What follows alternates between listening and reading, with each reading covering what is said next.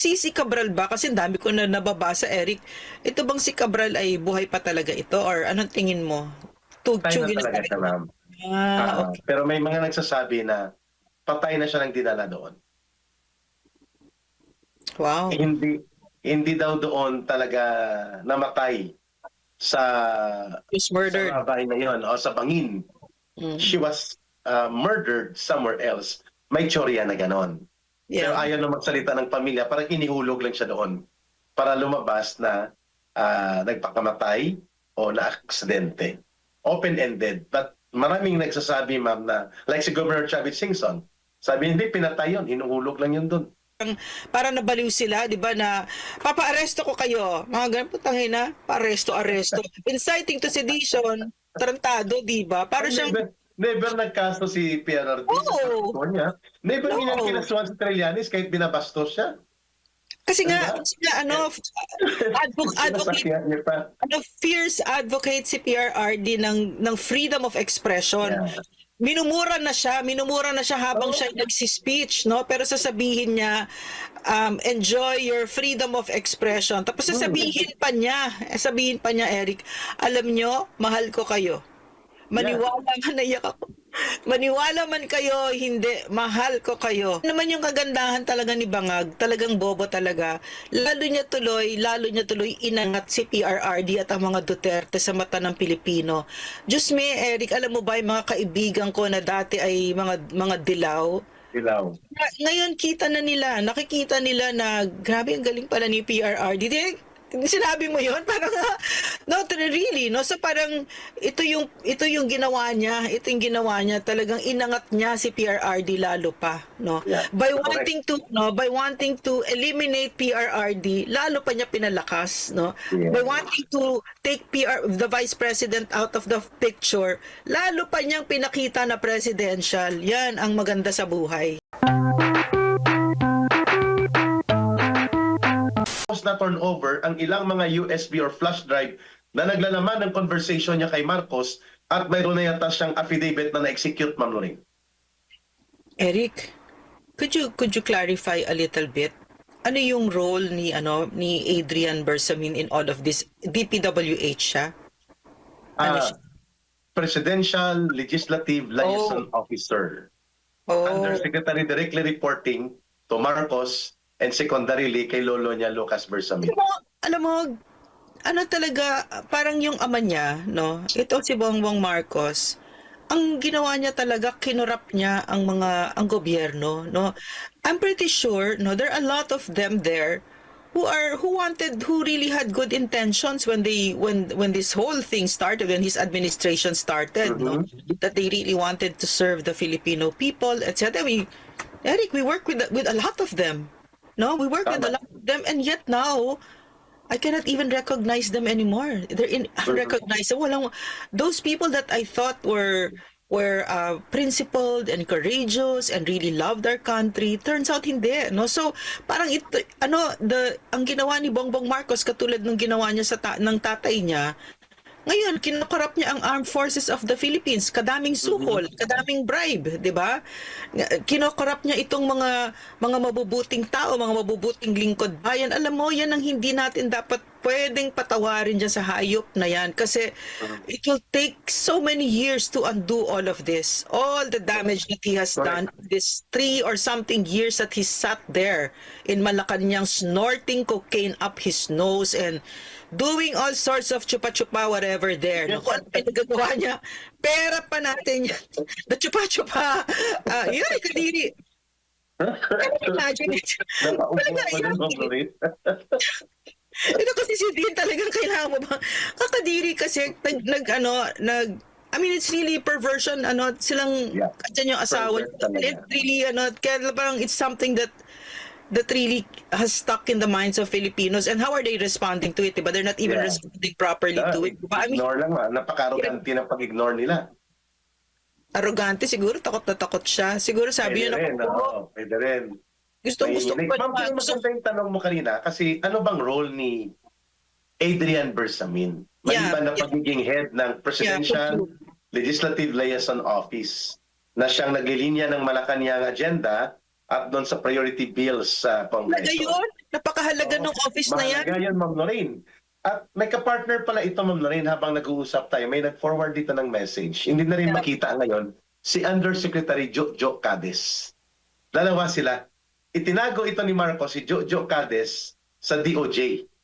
Pero ang trabaho niya, pag-man runner din ni Marcos. May pangatlo pa ito, ma'am, na tinitingnan ngayon na baka magsiwalat na rin itong BFF ni Pangandaman, si Yusek Traigib Olaybar.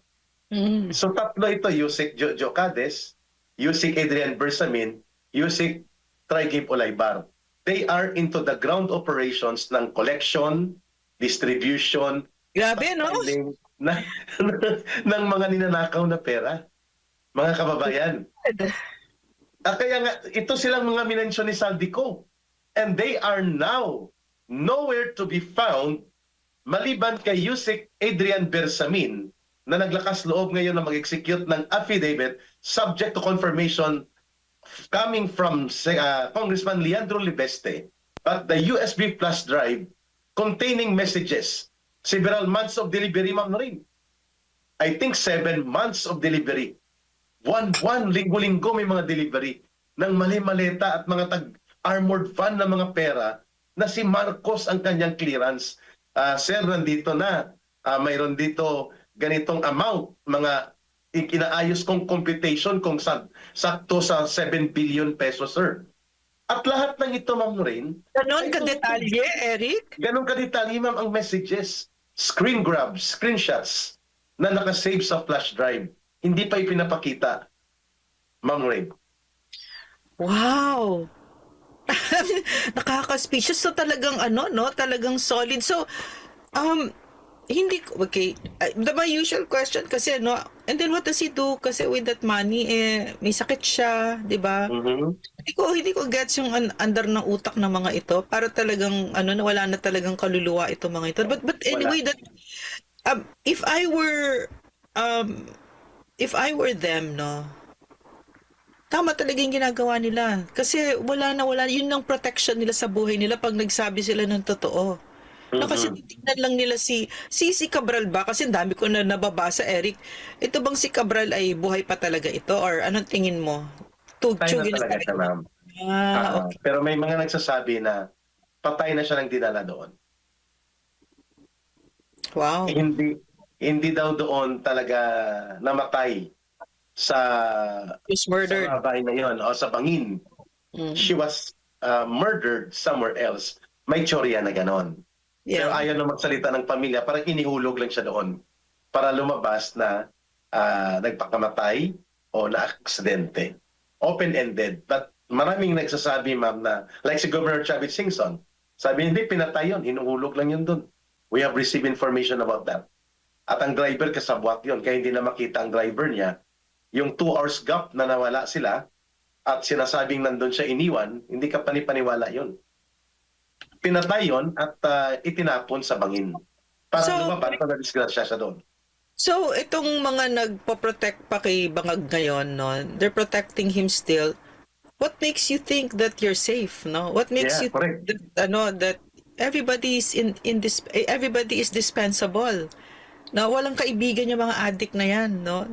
Tingnan niyo na lang yung kalidad ng character nila, 'di ba? Nakita niyo naman yung ginawa kay Inday, kay PRRD na sobrang very very respectful, and they owe their political comeback to PRRD because of his decency and the law, he followed the rule of law, etc., 'di ba? And yet what makes you think that you're safe, Torre? Dispensable. Yeah, What exactly. makes you all of them, they're dispensable, you're disposable.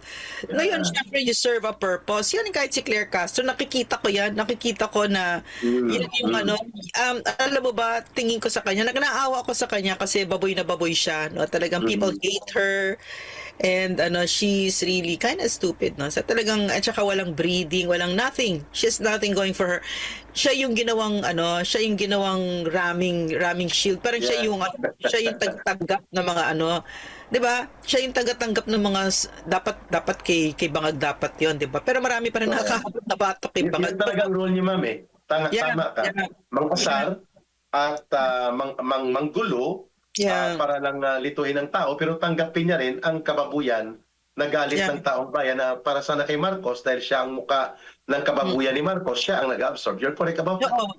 And the way she does her job, she really deserves the condemnation of the Filipino people. And it is really also a measure of how much Bongbong Marcos disrespects the Filipino people, that he would give someone like Claire Castro as his spokesperson na kausap ang Pilipino.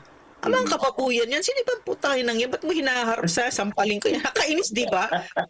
Talaga, I mean, bakit yun ang hinaharap mo sa amin? Bakit hindi yung edukadong magsalita at may reason? At, pero kasi naman, on the other hand, ang hirap din ng trabaho ni Claire Castro kasi yan ang alter ego mo, addict, plunderer, pervert, sinungaling, bobo, lahat di ba? Lahat, parang, it's a hard job, no? So, no-win situation. So, parang for me, lahat sila dyan, ano lang, ginagamit lang sila, naggagamitan lang sila, no? And dadating yung panahon, pag hindi ka na kailangan, lalaglagin ka nila, o baka mamamatay ka pa, katulad nangyari kay Cabral. So kung ako sa inyo, salita na kayo, di ba?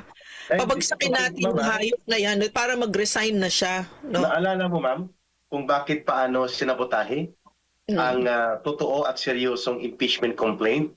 Inilagay nila si Sheloy Garafil a week before the impeachment operations. And then itong kulukoy na Sheloy Garafil, na Secretary General ng House of Representatives, tumakas at nagtago nung panahon na magsasubmit na ng complaint, yung tunay na complaint. Kaya hindi na sampahan ng totoo at seryosong impeachment complaint si Marcos. Yung nakapasok, yung scripted nila.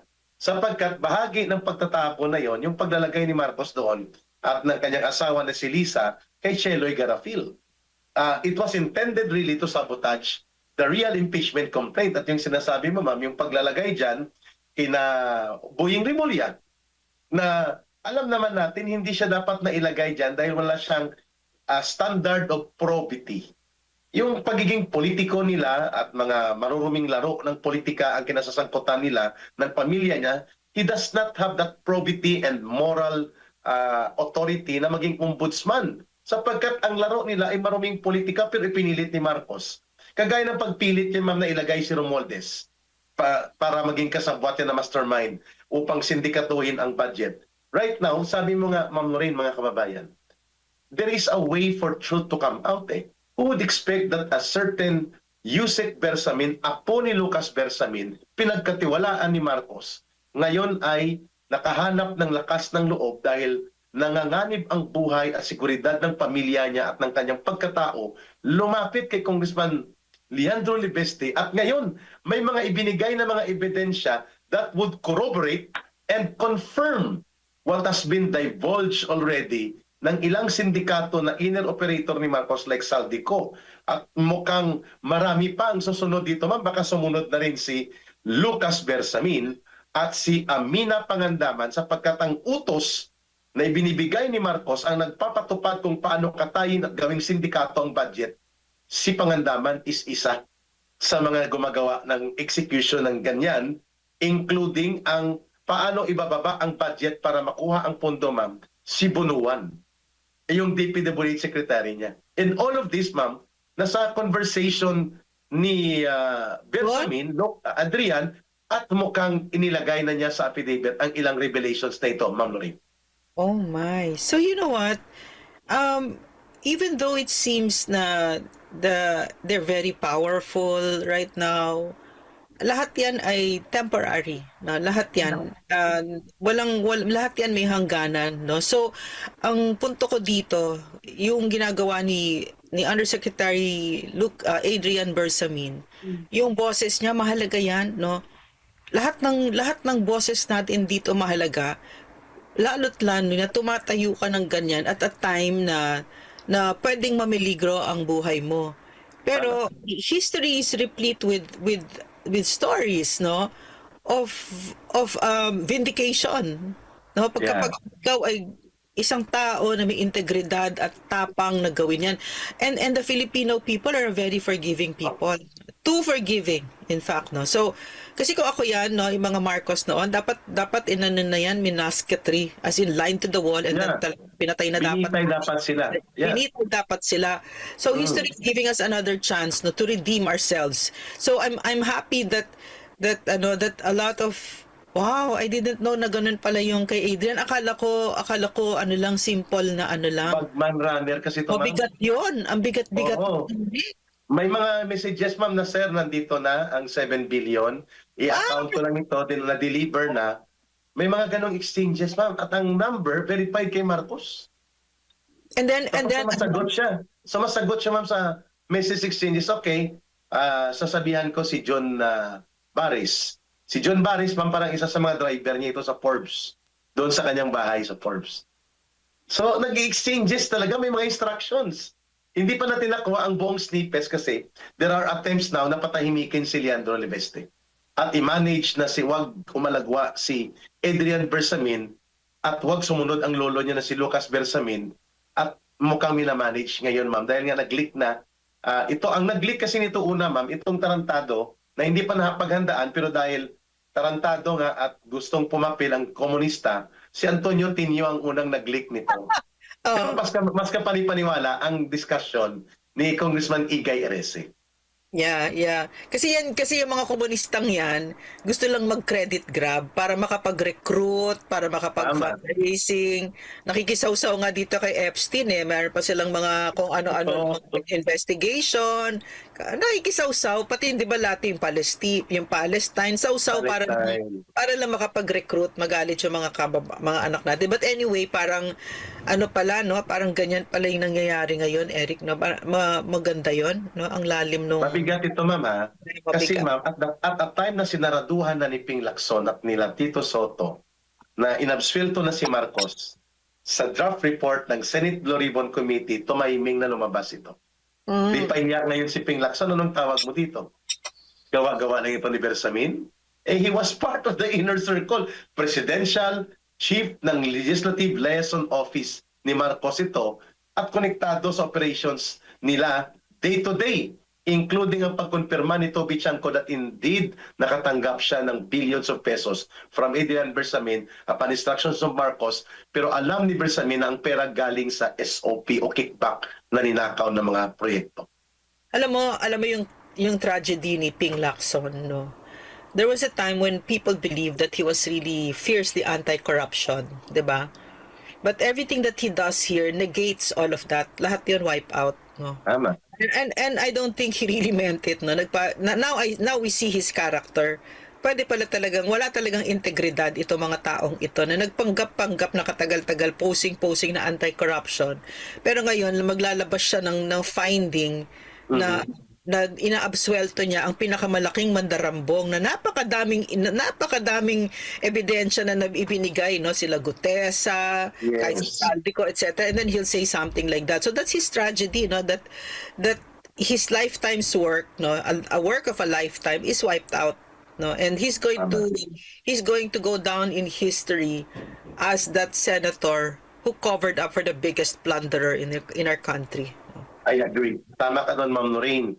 And speaking about cover-up, Ma'am Noreen, mukhang hindi na dito makakapalagpas si Marcos Jr. Lalo na kung maglabas na ng statement si Bersamin, ma'am, yung lolo, si Lucas Bersamin, na kanyang kinukumpirma itong pahayag ng kanyang apo na si Adrian Bersamin at nag-corroborate na dito, ma'am, yung testimonya ni Yusek Bernardo ng DPWH. And then mukhang si Saldico, ma'am, mag-execute na ng tinatawag na executive affidavit detailing ang naging role ni Adrian Bersamin. Ang problema mo, wala ng venue ng impeachment kasi dinismiss na. You can only initiate once in a year. So the weight of this evidence will now be brought to the people. Tama ka kanina lang sinabi mo, ang bigat nito mga ebidensya, nasa balikat kayo ng taong bayan kung anong gagawin natin dito. Kasi wala ng impeachment, magpatay na. We can no longer initiate this year any more impeachment against Marcos. Dahil din sa rule na 1 year, 1 impeachment initiation lang. Dinismiss na Ma'am Noreen. So the parliament of the street or the people power coming towards the people na ang ebidensyang ito, pero sabi mo nga, a nation is defined by the values that the people embrace Mhm. Yeah. as part of society. Kung hindi nila ito, ma'am, kikilusan, we can only do so much as advocates and catalysts of this kind of information, Ma'am Noreen. Yeah, Eric, this is talagang we're living in a talagang very interesting times, no? And I really want to tell the people who are waiting, who are just there in the sidelines, no, yung mga duduwag-duwag. You're on the Yes. wrong side of history kasi history is being made right now, and the force and the tangent of it is really towards justice, no? Mhm. Yeah, ngayon naglalabasan yung ngayon ang namamayagpag na parang namamayagpag ay yung kasinungalingan, 'di ba? Pero Mhm. kasi lumalaban ng Pilipino eh. Diyan ako bilib sa Pilipino kasi may mga Agree. mga bansa na hindi lumalaban, natatakot at tumatahimik. Diyan naman ako bilib sa Pilipino, hindi marunong tumahimik. Talagang para tayo, Eric. Talagang ititis Kinakasuhan na, ma'am, no? Ay, i-detain mo lang kinakasuhan ako. na kami ni Ma'am Lorena. Tinabas, tinatakot, papatayin. Dito pa rin kami. O, kasi talagang naku, Ma'am, nawala ka. Baka na-mute ka. Wala yatang audio si Ma'am Lorraine. Are you there, Ma'am Lorraine? I can hear you, Eric. Ayan na. Bumalik na, ma'am. Okay na. I can hear you. So, Bumalik na. I just want to say na naintindihan ko yung sinasabi ni PRRD, no, na ang kalayaan, freedom, napakahalaga. Freedom to express yourself, freedom to have your own opinions, freedom to speak. Napakahalaga niyan. Pinakamahalagang what do you call that? Pinakasagrado na karapatan natin yan. Karapatan. Kasi worthy talaga siya sa pinaglalaban natin at saka dapat ganun din ang ituro natin sa mga anak natin kasi napakawalang kwenta ng isang taong walang kalayaan. No? I believe that the essence of humanity, the highest aspiration is freedom. And all throughout history yan ang kwento natin. So, itong ginagawa, ang ganda-ganda ng kwento ng Pilipinas ngayon, Eric, lalo't pag I agree. nakikita ko talaga exciting, di ba? Nakita ko na magiging president si Inday eh. No? kasi nakakatawa kasi yung mga, di ba si Sharon Cuneta na mention Sige nga. Nakita ko yung post mo eh. Maraming traction na umabot ito ng 4,000 yung nag-interact doon. Ma'am Lorraine, just 12 hours ago. You were saying there sa masegue lang kami ni Ma'am Lorena, hindi pa kami dyan tapos, papalitan pa kami yan, the Adrian Bersamin files. Mayroon palang Cabral files, ito naman may Adrian Bersamin files. Tsaka grabe yun, Eric. Grabe yung Adrian Bersamin, no? Pangandaman files pa, Ma'am Lorena. Yeah. Marami pa ito. Sabi mo nga, Ma'am Lorena, yung pang-iinsulto na nandito ang magnanakaw, Marcos Romualdez, pasimuno, punong salaring kriminal, all the criminal trails point to them. Yeah. Si Sharon Cuneta, ang kanyang pinagdidiskitahan, parang si Benny Abante din, at itong si pambansang barker na tagapagtahol ni Marcos na si Claire Castro, si Sara Duterte, ang inaatupag nila. Wala namang ninakaw na pera ang Sara Duterte na ito, cleared by COA 3 times, unmodified findings, no adverse recommendation to file charges against her from the Commission on Audit. Ano ba ito, ma'am, ang inilabas ni Sharon Cuneta na nakisawsaw siya sa politika maliban sa kanyang, may sinabi yata siya, ma'am, na kumalat din na you made the wrong choice for your vice president. Parang nandun si Marcos sa gathering na ito at parang tumang-tuwa pa sila sa ginawa nitong pangungutya ni Sharon Cuneta, ma'am. Nung may concert yata. Tapos di ba si Sharon Cuneta mahilig magpa-cute yan, di ba? Pero napakapangit ng ugali niya, no? Talagang kain-suka din, no? So anyway, tsaka user, tsaka plastic, no? So anyway, she said na yun nga na si he looked at at Bongbong Marcos and then said you made the wrong choice for the VP.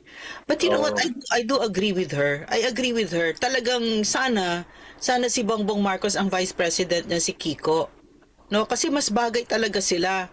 At saka, di sana hindi president si Bangag ngayon kasi hindi naman correct. mananalo yun kung wala si Inday, di ba? Tama.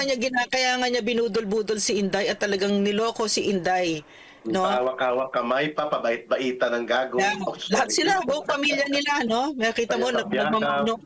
nagmamano-mano pa si Irene Marcos, no? Tapos kahit si 'di ba sa ginamit nila. So hindi naman mananalo 'yan Natalo nga sa pagka Vice President siya si Bangag no. So tapos si Kiko nakakatawa siya kasi si Sharon Caneta kino-compare niya si Inday kay Kiko. Hindi sila magkahalintulad, ang layo. 9 million lang ba ang bumoto kay Kiko? Tapos kay Inday Wala pa 34 sa million. one-third. Oh, 'di ba? So, sa tama siya. She's correct. She's correct. Sana sila, no? Mas bagay talaga sila. At saka pareho silang non-performers, pareho mga phony, parehong useless, no? Parehong kaibigan ng Oportunista. CPP, oportunista, plastic, walang totoong pagmamahal sa bayan. Napaka-fake, 'di ba? Ano yung sinasabi niya doon? Saan titingin sa somewhere, whatever, yung kay Kiko, yung nagwo-wave siya sa nagwo-wave siya sa Wow, dagat. wow, dagat, ganon, di ba? Ang Yan ang phony dagat. niya.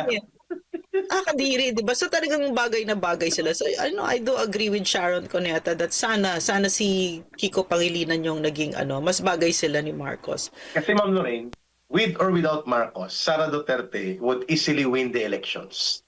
Noong 2022, ngayon man, snap election, o sa 2028, Sara Duterte does not need a Marcos Jr. or anybody from them sa lahi ng mga Marcos para mangibabaw siya sa politika sa isang patas at hayag na eleksyon. But Marcos will not win in 2022 elections kung hindi niya binitbit, niligaw-ligawan at binudol-budol si Sara Duterte. Sapagkat alam niya na delikado siya kay Leni Robredo at pwedeng hindi nga siya nagtagumpay doon. So mali na binitbit ni Marcos si Sara Duterte. No! Without Sara Duterte, on the side of Marcos on 2022, si Marcos ay hindi sigurado na makakabalik bilang magiging presidente muli ang isang Marcos. And to think, Ma'am Lorena, kung gaano ka-insecure pati sila, ang boto ni Marcos Jr., according to Attorney Glenn Chong, nasa mga 18 million to 20 million lang. Eh, ang layo. Almost 34 million ang boto ni Sara Duterte, mga kababayan. Kaya hinilot ng COMELEC para maging malapit-lapit naman. Hindi nakakahiya na ang presidente 18 million lang, samantalang ang Sara Duterte 34 million almost ang boto, doble. Mga kababayan, kaya yung sinasabi namin, Sara Duterte with her candidacy can stand alone and win victory. Even si Senator Frank Drilon, sabi niya, there is no candidate right now that can beat Sara Duterte. Yeah. Unless there will be something that will happen in the political spectrum that will eliminate the factor like impeachment and conviction ni Sara Duterte. You know what, Eric? Even that I don't think is going to be an obstruction. Even that I think will really the Filipino people will not allow it. Kasi I can see the fervor of the Filipino people for Inday, and we've learned that it is the people's voice that gets followed, so going back to Adrian Bersamin and tying this one up, we're past the midterms na 'di ba? So kapag ganyan, yan na yung reckoning, nag-iisip na yung mga bulok na mga trapo na politicians na yan na will it still benefit me kung sip-sipin ko pa tong si Bangag, di ba? And the answer is no. It's not gonna benefit you at all. It's he associating your name with Bongbong Marcos is a kiss of death. You must be as stupid as hell. And anyone who tries to yung impeachment na yan, anyone who signs that impeachment for Inday will suffer the terrible consequences by 2028. They're gonna get it from the Filipino people. Yeah. And speaking of consequences, Ma'am Lorraine, at sabi mo nga, case of death, destruction, and evil ang tatak ng isang Marcos kapag ikinabit mo yan sa political career mo. Pero itong Kapal Mox, wala namang alam kundi School Bukol One Ball University na Senate President na si Tito Soto na inilagay ng Malacanang para maging rubber stamp ang silent majority ng Senado. Nakakalungkot lang, pati yung nanay ni Leandro Leveste, nakasama dyan sa silent majority na extension ng operation ng Malacanang ni Marcos para pagtatakpan ng sindikato ni Marcos. We're talking about Senator Ligarda na nawalan din po ng prinsipyo ng paninindigan. Si Tito Soto right now, Ma'am Lorraine, kuhanan kita ng reaksyon mo. Bilang Senate President, ay nagmalabis, according to Atty. Topacio and his group, sa sobra-sobrang pag-atake sa institusyon ng Supreme Court. Just because ibinasura with finality ang issue about the impeachment complaint ni Sara Duterte last year. At nagmamaktol siya, kulang na lang maguramentado siya para buhusan ng gasolina ang Korte Suprema upang mawala na ang mga hukom ng Korte Suprema. So ngayon, ngayong hapon sa Philippine Standard Time, mga 1:30 in the afternoon, we were made to be notified na mayroon pong filing of contempt charges at the Supreme Court against Tito Soto. Ma'am, your reaction, please. I know, you know what? I'm so grateful for that group, no? Sila Atty. Topacio, that group, sila Jing Paras, etc. No? Kasi talagang kung if not for them, no, napakahalaga nito, napakahalaga ng mga laban na ito kasi ang ating saliga, ang ating Supreme Court na pinakamataas na hukom, the role that it plays in a democracy is essential, no? Therefore, to undermine its authority in the manner in which si Juan Bol did it, hindi yan maliit na bagay kasi nga we lose important things in our life when we let go, when we allow the chipping of our democracy, 'di ba? Yung pakonti kasi wag na pabayaan natin. Wag na lang. Pero ito napakahalaga na this group is taking a stand and making it very clear at talagang pinoprotektahan ang Supreme Court, no? Kasi napakawalang kwenta ng isang bansa na walang respeto sa Supreme Court. Yung wala tayong yung hipos ba, no? Even if I didn't agree with the decision of the Supreme Court about Judge Malagar, kasi si Judge Malagar said that ang CPP, NPA, hindi daw terrorist organization. Hello, ganyan. Even if I didn't agree with that, no, with their decision, wala ka, hipos ka. Hipos means quiet. May respeto mo, ma'am. Respeto mo kasi sino bang kausap mo si sino bang kausap mo si Sharon Cuneta, 'di ba? Hindi, o si Bangag, hindi mo siya kausap mo ang Supreme Court, no? Sa taas-taas ang hukom ng Pilipinas. So merong linya, pwede kang hindi mag-agree, may kalayaan kang magsalita, pero may linya ka. Pero ito si Juan Bol, kasi nga bayaran at talagang naunsyame yung kanyang mga plano na inig yung laman niya yata maging Vice President. Yan, lampas siya. So buti nilalagay siya sa lugar kasi mahalaga yon sa ating demokrasya. No. I will sustain the point of Ma'am Lorraine, dudugtungan ko lang yon. Yeah. Ang Korte Suprema po ay hindi nangingialam sa function ng Senado o function ng Kongreso tungkol sa impeachment. Inilulugar niya ng tama, ng naaayon sa batas. At hindi pagmamalabis yan. Yan ay function, duty, and obligation of the Supreme Court. Kasi walang ibang pwedeng mag-review ng batas, Supreme Court lang. Walang ibang pwedeng magsabi na ito ay nakabatay sa saligang batas, ito ay mali, ito ay unconstitutional, ito ay illegal. The final arbiter about law is Supreme Court. And when actions of other branches of the government become apparently abusive, there is no other entity in our government sa ating struktura, binanggit ka ni Ma'am Lorraine, na pwedeng magsabi lumalagpas ka sa batas. Wala yan sa batas. Only the Supreme Court can do that. Kay Tito Soto, hindi niya kinikilala yung judicial authority of the Supreme Court to review actions of any branch of the government that may pertain to possibility of violation of the law and infringement and violation of the Constitution. Sabi niya, wala, hindi yan pwede sakupin ng Supreme Court kasi independent kami. Kulukoy. Hindi ka independent in terms of the entire operations of the government. You are independent only in your functions. But in the operations of the government, there is an integration of law, integration of functions, and the Supreme Court is the one that will decide kung ang ginawa nyo ay nakaayon sa batas, sumobra sa batas, nilabag nyo ang batas, not about your complaint about Sara Duterte, but about how you violated the law and the Constitution, Ma'am Lorraine.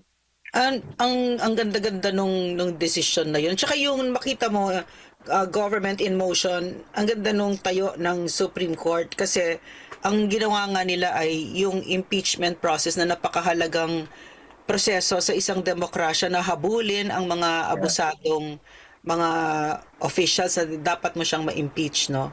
Ginamit nila pamumulitika. Inaabuso nila ang kanilang poder. Katulad ng ginawa ni Marcos, no, na inabduct si PRRD at dinala sa The Hague. Sobrang pang-aabuso yon. Sobrang ang bigat ng kamay, pinagbubuhatan tayo ng kamay. So, ang ganda nung checks and balances, no, na merong at least tumatayo dyan at sinasabihan itong mga bulok na mga abusado, na mga politikong ito na hindi nyo pwedeng gawin yan.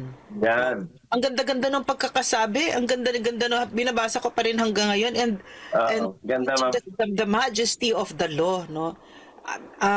I really am hearing the voice of my father. No, I really miss my father, And and I your father was also justice, eh. yeah, I was a Para hindi justice. nakaka-recall lang natin, ang father po ni Ma'am Lorraine ay the late Justice Anacleto, no?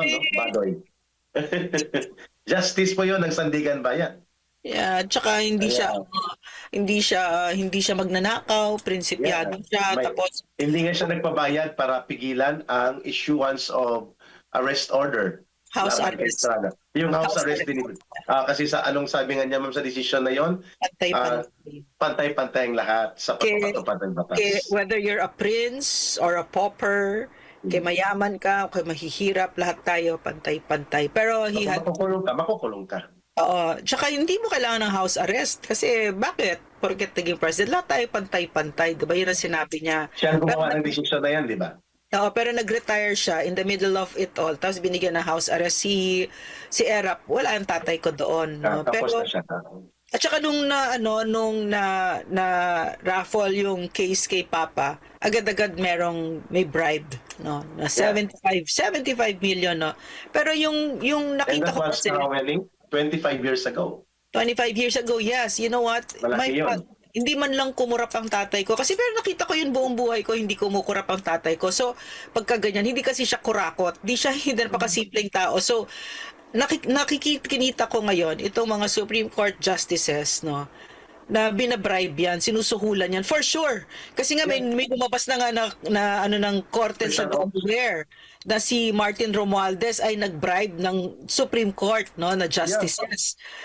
So, nakikita ninyo kung gaano kabulok itong si Martin Romualdez at si Bongbong Marcos. Yung kapabuyan nila, na tingin nila pwede nilang gawin yan. Pero naman, as if naman kailangan pa natin ng more examples, talagang the worst talaga, halang ang sikmura ng mga ito, no. So, yun yung maliwanag. Ma'am, masarap sana pag-usapan pa itong kwan, eh. Kaso naman, you have also to take some time, and ako rin may schedule. Pagbalik natin, ma'am, itong paghurumentado ni Raffy Tulfo. Bakit daw patuloy na kinikerry ng ng Meta, ng Facebook, ang viral video ng sex scandal na na-involva ni Marcos at nila Lisa? So, muntik na niyang sugurin at bugbugin sa Senado ang mga country representative ng Facebook, ng Meta, no? Meta ang hinabol niya. Si Raffy Tulfo, ma'am, OA na OA, ano? Meta ang hinabol niya, ba't hindi si Dean Chase? Kaya nga, tapos si Marcos at si Lisa, sa meme, siya overacting dahil daw bakit niya tinatanggal. Fake yan.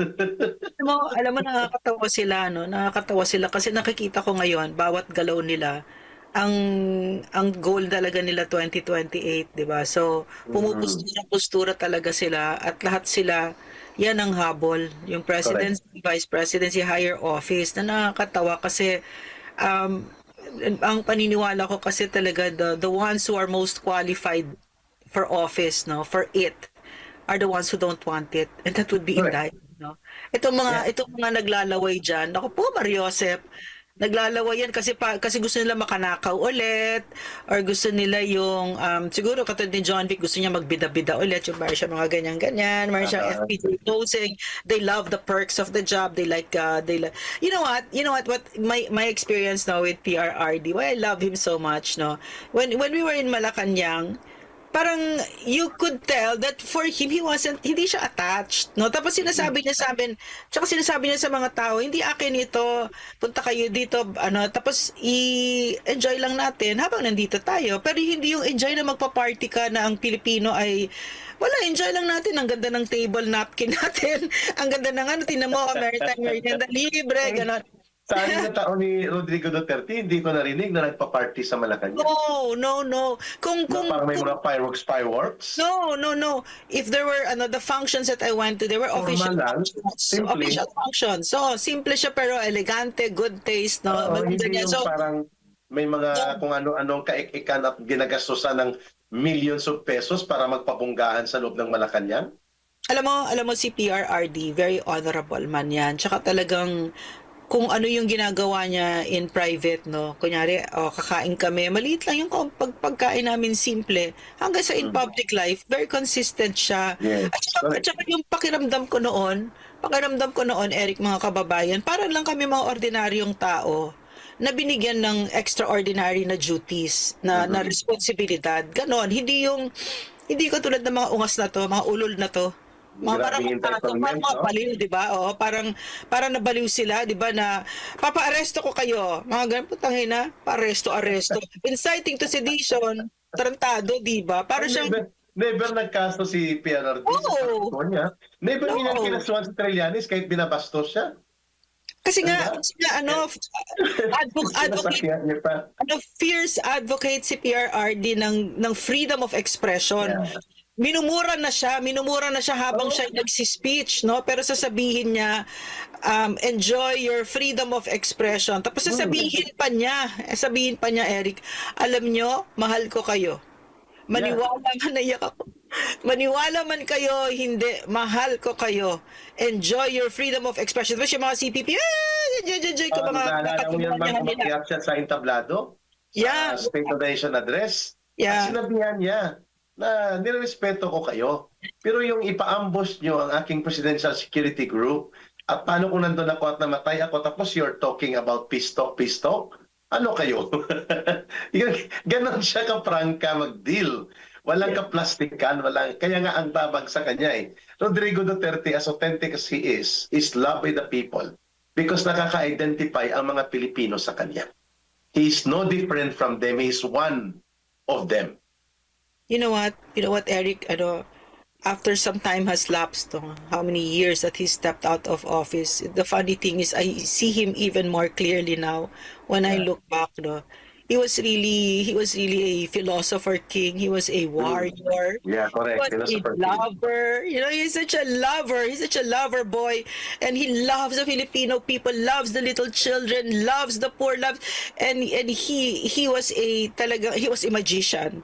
He was all of these archetypes. Talagang when I look, meron sinabi kasi si Khalil Gibran, no, the poet, no, he said, when you part from your friend, grieve not.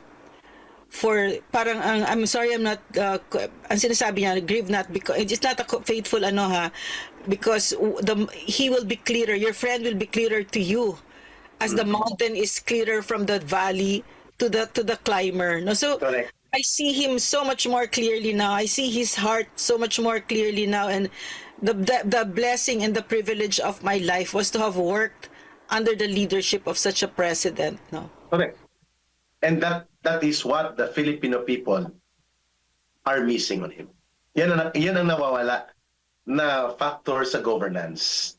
Yung authentic, totoo, hindi magnanakaw, hindi bulatik, hindi abusado.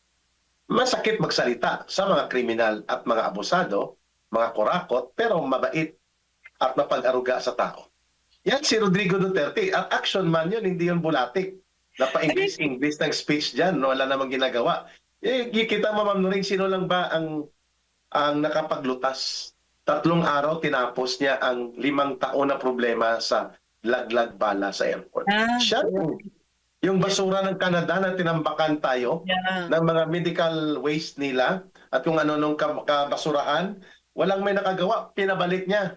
Yeah. Para ipakita sa kanila na huwag nyo kaming tratuhing basura kahit third world country kami. Kailangan namin ibalik yan sa inyo kung kaming gagastosan namin yan upang itapon balik sa inyo. Ganon siya ka-decisibo gumawa ng aksyon. Yun ang hindi nagugustuhan nito mga peke at mga epokrito like Kiko Pangilinan, Risa Hontiveros, yung mga nagmamalis de Lima na magporma kung akala mo superior sa politika, Ma'am Lorraine. Yeah. Tsaka Eric, talagang paano mo naman hindi mamimiss kumbaga para ka nagka-boyfriend na napakahusay, napakamahal na mahal ka, tapos bigla ka nagka-boyfriend na pinagbubuhatan ka ng kamay, ninanakawan ka. Para naging boyfriend mo, demonyo. O, di ba? Paano mo naman Demonyo. hindi mamimiss, no? Paano mo naman hindi mamimiss? Yun naman yung kagandahan talaga ni Bangag. Talagang bobo talaga. Lalo niya tuloy inangat si PRRD at ang mga Duterte sa mata ng Pilipino. Diyos me, Eric, alam mo ba yung mga kaibigan ko na dati ay mga dilaw? Ngayon nakikita nila na grabe ang galing pala ni PRRD. Sinabi mo yun? Parang, no, really, no? So parang, ito yung ginawa niya, talagang inangat niya si PRRD lalo pa, no? Yeah, By wanting to eliminate PRRD, lalo pa niya pinalakas, no? Yeah. By wanting to take the Vice President out of the picture, lalo pa niyang pinakita na presidential. Yan ang maganda sa buhay. Yes, kahapon lang lumabas ang total survey of all surveys. Yeah. Si VP Sara ang pinakamataas of all government officials. Yeah. Samantalang si Marcos, lugmok na, lagapak pa, gumagapang pa. And patuloy na dumadaos-dos.